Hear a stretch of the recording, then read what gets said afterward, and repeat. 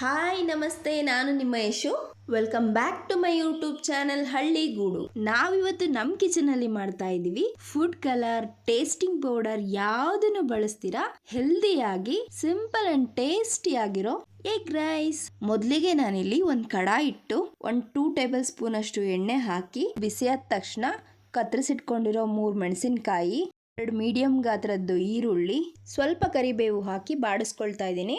ನಮ್ಮ ಕಡೆ ಒಂದು ಮಾತಿದೆ, ಆಪತ್ಕಾಲಕ್ಕೆ ಆದವನೇ ನೆಂಟ ಅಂತ. ಅದಕ್ಕೆ ನಾನಿಲ್ಲಿ ಒಣಗಿಸಿಟ್ಟಿರೋ ಕರ್ಬೇವಿನ ಸೊಪ್ಪನ್ನ ಹಾಕೊತಿದ್ದೀನಿ. ಫ್ರೆಶ್ ಕರ್ಬೇವಿನ ಸೊಪ್ಪಿದೆ ಅಂದರೆ ಓಕೆ, ಅದನ್ನೇ ಹಾಕಿ ಮಾಡಿ.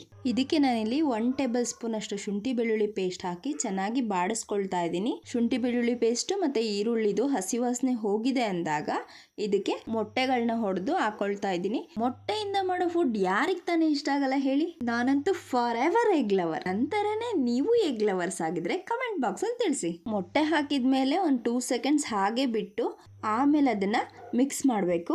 ಇದರಿಂದ ಮೊಟ್ಟೆ ತಳ ಹಿಡಿಯೋದು ತಪ್ಪುತ್ತೆ. ಇವಾಗ ಇದಕ್ಕೆ 1.5 ಟೇಬಲ್ ಸ್ಪೂನ್ ಅಷ್ಟು ಉಪ್ಪು, 1 ಟೇಬಲ್ ಸ್ಪೂನ್ ಅಷ್ಟು ಕಾಳುಮೆಣಸಿನ ಪುಡಿ, 1 ಟೇಬಲ್ ಸ್ಪೂನ್ ಅಷ್ಟು ಗರಂ ಮಸಾಲ ಪುಡಿ, ಅರ್ಧ ಟೇಬಲ್ ಸ್ಪೂನ್ ಅಷ್ಟು ಅರಿಶಿನ ಪುಡಿ ಹಾಕಿ ಕೊತ್ತಂಬರಿ ಸೊಪ್ಪು ಹಾಕೊತಾ ಇದ್ದೀನಿ. ಕೊತ್ತಂಬರಿ ಸೊಪ್ಪು ಸ್ವಲ್ಪ ಜಾಸ್ತಿನೇ ಹಾಕೊಳ್ಳಿ, ಫ್ಲೇವರ್ ತುಂಬಾನೇ ಚೆನ್ನಾಗಿರುತ್ತೆ ಮತ್ತು ಟೇಸ್ಟು ಕೂಡ ಸಖತ್ತಾಗಿ ಬರುತ್ತೆ.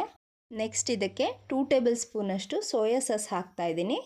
1 ಟೇಬಲ್ ಸ್ಪೂನ್ ಅಷ್ಟು ವಿನೆಗರ್ ಹಾಕೊಂಡು ಚೆನ್ನಾಗಿ ಮಿಕ್ಸ್ ಮಾಡ್ತಾ ಇದ್ದೀನಿ. ವಿನೆಗರ್ ಬದಲಾಗಿ ನೀವು ನ್ಯಾಚುರಲ್ ಆಗಿ ನಿಂಬೆ ಹುಳಿ ಕೂಡ ಬಳಸ್ಕೋಬಹುದು. ಮಾರ್ಕೆಟಿಗೆ ಹೋಗ್ಲಿಕ್ಕೆ ಆಗಿರೋದಿಲ್ಲ, ಬ್ಯಾಚುಲರ್ಸ್ಗಳಿರ್ತೀರಾ ಅಂಥವ್ರು ಎಮರ್ಜೆನ್ಸಿ ಅಂತ ಆಲ್ಟರ್ನೇಟಿವ್ಸ್ ಆಗಿ ಇವುಗಳನ್ನ ಬಳಸ್ಬೋದು. ಆದಷ್ಟು ನ್ಯಾಚುರಲ್ ಆಗಿ ಸಿಗೋದನ್ನೇ ಬಳಸ್ಕೊಳ್ಳಿ, ಆರೋಗ್ಯಕ್ಕೆ ತುಂಬಾನೇ ಒಳ್ಳೆಯದು. ಇದಿವಾಗ ಬುರ್ಜಿ ಥರ ರೆಡಿ ಆಗಿದೆ. ಇದಕ್ಕಿವಾಗ ನಾನು 1 ಬೌಲ್ ಆಗೋಷ್ಟು ಅನ್ನ ಹಾಕೊಳ್ತಾ ಇದ್ದೀನಿ.